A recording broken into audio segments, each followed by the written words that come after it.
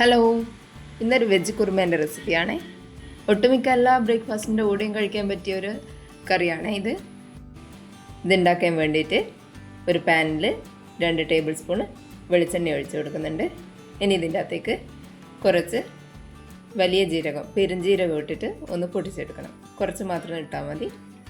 അതിന് നന്നായി ഒന്ന് പൊട്ടി വരുന്ന സമയത്ത് അതിൻ്റെ അകത്തേക്ക് ഇഞ്ചിയും വെളുത്തുള്ളിയും ചെറുതായിട്ട് അരിഞ്ഞിട്ട് ചേർത്ത് കൊടുക്കുക. ഇനി ഇതൊന്ന് മൂത്ത് വരുന്നവരെ നന്നായി ഒന്ന് ഇളക്കി കൊടുക്കുക.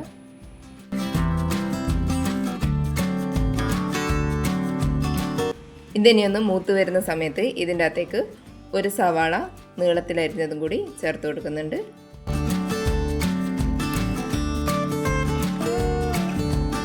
ചെറുതായി വാടി വരുന്നവരെ ഒന്ന് വഴറ്റി കൊടുക്കുക.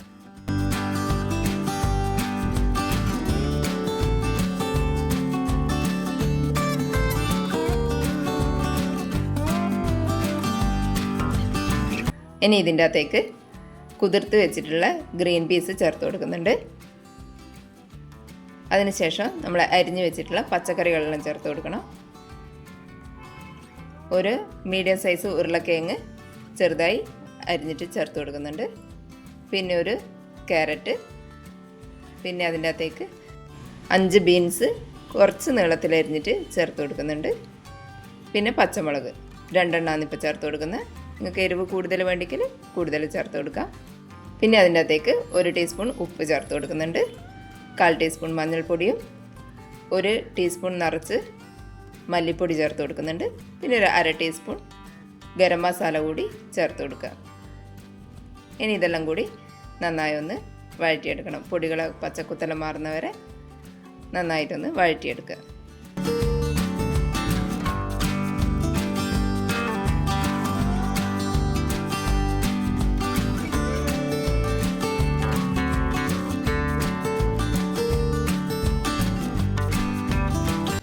ഇനി ഇതെല്ലാം വേവാൻ ആവശ്യമായിട്ട് 1 കപ്പ് വെള്ളം ചേർത്ത് കൊടുക്കുന്നുണ്ട്.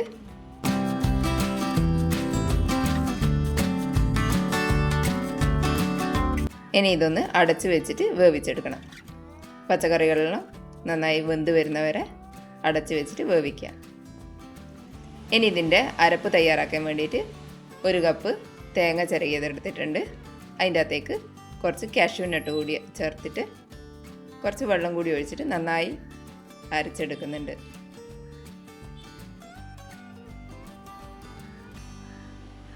ഇനി ഈ അരപ്പ് വെന്ത് വന്ന പച്ചക്കറികളിലേക്ക് ചേർത്ത് കൊടുക്കണം.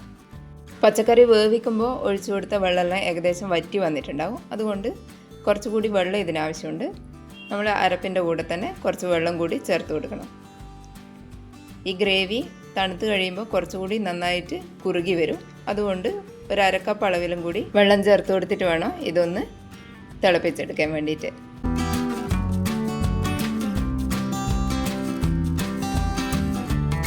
ഏകദേശം ഇത്രത്തോളം വെള്ളം ചേർത്തിട്ട് ഇതിനെ ഒന്ന് നന്നായിട്ട് തിളപ്പിച്ചെടുക്കണം.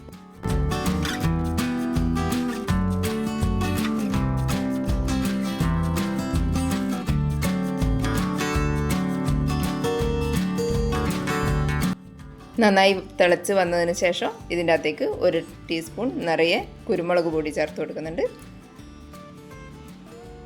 ഇനി ഇതിൻ്റെ അകത്തേക്ക് കുറച്ച് മല്ലിയില കൂടി ചേർത്ത് കൊടുക്കുക. ഈ സമയത്ത് ഉപ്പൊന്ന് നോക്കിയിട്ട് ആവശ്യമെങ്കിൽ ഉപ്പ് ചേർത്ത് കൊടുക്കാം. നമ്മൾ കഷ്ണങ്ങൾ വേവിക്കുമ്പോൾ മാത്രമേ ഉപ്പിട്ട് കൊടുത്തിട്ടുള്ളൂ. അപ്പോൾ അതിന് ശേഷം ഉപ്പ് വേണമെന്നൊന്ന് നോക്കിയിട്ട് വേണമെങ്കിൽ ചേർത്ത് കൊടുക്കാം. ബ്രേക്ക്ഫാസ്റ്റിൻ്റെ കൂടെയും ഡിന്നറിൻ്റെ കൂടെയും എല്ലാം കഴിക്കാൻ പറ്റിയ നല്ല അടിപൊളിയായിട്ടുള്ള കറിയാണ്. എല്ലാവരും ഒന്ന് ട്രൈ ചെയ്ത് നോക്കണേ. Thank you.